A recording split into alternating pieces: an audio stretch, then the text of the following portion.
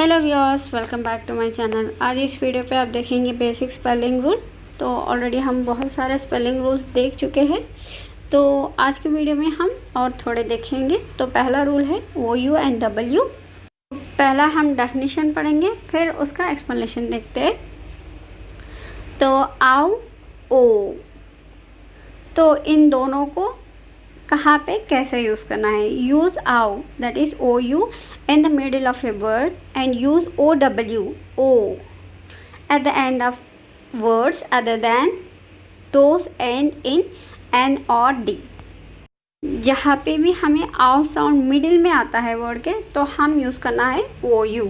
Okay, अगर O का sound last में आता है, अंत में आता है, तो हमें उसको OW लिखना है। तो यहाँ पे थोड़े एग्जाम्पल्स है, तो हम देखते हैं माउस, हाउस, साउंड, माउंट। तो इन सभी शब्दों में आउ का साउंड हमें मिडिल में आया है, तो इसीलिए हमने OU यूज़ किया था। तो बाकी एग्जाम्पल में हमें O साउंड आ रहा है अंत में, तो हम OW यूज़ कर रहे हैं। जैसे कि बोरो, रो, थ्रो। तो सॉरी, ये नहीं दिख रहा है, ये स्पेलिंग है थ्रो। इसमें जो एक्सेप्शन है, कई ऐसे वर्ड है उस पे O के बाद में और एक कंसोनेंट साउंड भी आता है, वो है N और D। For example thrown, actually O sound नहीं, N से नहीं हो रहा है, N से N हो रहा है, तो उसी पे भी हम OW का यूज़ करेंगे।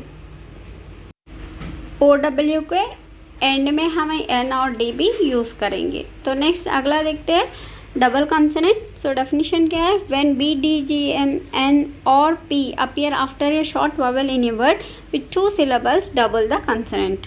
तो ये रूल यह बता रहा है कि अगर हमें 2 syllable के वर्ड्स है, तो उसमें पहला सिलेबल में शॉर्ट वॉवेल के बाद हमें इस कंसोनेंट एनकाउंटर होते हैं, तो B, D, G, M, N या P आता है, तो हमें उस कंसोनेंट को डबल करना है। तो यहाँ पे थोड़े एग्जाम्पल्स हैं, जैसे कि rabbit, manner, dagger, banner. 2 syllable है, पहली सिलेबल हमें शॉर्ट साउंड से एंड हो रहा है, तो हमें जो भी इस कंसोनेंट से एंड हुआ उसको हमने डबल किया था। रैप, इसमें ये शॉर्ट वॉवेल है और उसके बाद हमें कंसोनेंट आया था B, तो इसीलिए हमने B को डबल किया था। मैनर, तो यहाँ पे मैन, तो ये शॉर्ट वॉवेल साउंड है, तो हमें उसके बाद में जो कंसोनेंट आ रहा है N है, तो N को हमें डबल करना है, तो वो है डबल कंसोनेंट रूल। नेक्स्ट हम देखते हैं CH sound. At the beginning of a word use CH, at the end of the word use TCH। इसका मतलब ये है कि चा साउंड अगर हमें पहला सुनाई देता है, तो हम CH को फर्स्ट यूज़ करेंगे, अगर लास्ट में सुनाई देता है तो हम यूज़ करेंगे TCH। तो इसके थोड़े हम एग्जाम्पल्स देखेंगे ताकि आपको अच्छे से समझ में आए मैं जो बोल रही हूँ। तो यहाँ पे एग्जाम्पल्स है, हाँ, और एक भी इसका एक्सटेंशन है, when the CH sound is followed by URE और ION यूज़ T। तो पहला हमने जो पढ़ा था उसका एग्जाम्पल्स देखेंगे। पहला, अगर चा साउंड हमें पहला आता है, तो हमें CH यूज़ करना होगा वर्ड के सामने, जैसे कि चूज, चैम्प। ओके, अगर चा साउंड हमें शब्द के पहला आता है, तो CH हमें यहाँ यूज़ किया।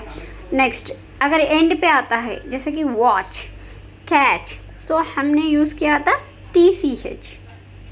अगर चा साउंड हमें URE या ION से आता है, तो हमें यूज़ करना होगा TURE, TION। ओके, तो एग्जाम्पल्स है इसके लिए, पिक्चर, रप्चर। तो ये है एग्जाम्पल्स। तो यहाँ पे CH साउंड का भी आपको सभी रूल्स क्लियर हो चुके हैं।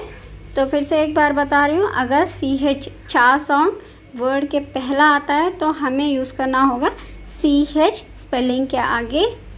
अगर चा साउंड आप अंत में सुनते हो, तो फिर हमें ऐड करना होगा TCH। ओके, वही साउंड 4 साउंड अगर आप UREION से सुनते तो हमें T ऐड करना होगा। तो ये है आज के रूल्स।